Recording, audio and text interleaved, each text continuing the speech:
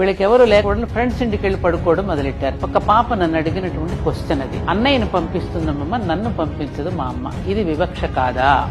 మరి నన్ను ఎందుకు పంపించదు? నేను స్కూల్ కి లేట్ అయితే నన్ను 1,00,000 ప్రశ్నలు వేస్తుంది, అన్నయ్యని అడగదు. నేను ఎవరెవరితో చాట్ చేస్తున్నానో చెక్ చేస్తుంది నా ఫోన్లన్నీ. నేను అడిగాను పాపని, చూడమ్మా నువ్వు మనం బంగారం ఎక్కడ పెట్టుకుంటాం అని అంటే, బంగారం లాకర్ లో పెట్టుకుంటాం, బీరువాలో పెట్టుకుంటాం, విలువైంది కదా అని.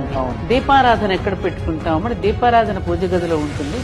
అప్పుడు నేను చెప్పాను, చూడమ్మా అన్నయ్య శరీర ధర్మాలు వేరు, నీ శరీర ధర్మాలు వేరు. ఇది ప్రకృతి ఏర్పాటు చేసినటువంటి నేచర్, గార్డెన్ నేచర్ ని ఏర్పాటు చేసిన ఒక వైవిధ్యం దీంట్లో ఉంది. దీపారాధనని బంగారం విలువైనదని ఎలా అయితే కాపాడుకుంటున్నామో, నీ శరీర ధర్మాలను అనుసరించి నిన్ను అన్నయ్య కంటే ఎక్కువగా నీ మీద శ్రద్ధ భక్తి చూపిస్తుంది. ఎందుకంటే నువ్వు క్షేత్ర స్వరూపిణివి, నువ్వు దేవత లాంటి దానివి. అమ్మ నీ పట్ల చూపిన శ్రద్ధ ప్రేమ భక్తి తప్ప మరొకటి కాదమ్మా అని వివరించి ఇంకా లోతుకెళ్లి చెప్పితే అప్పుడు ఆ పాపకు అర్థం.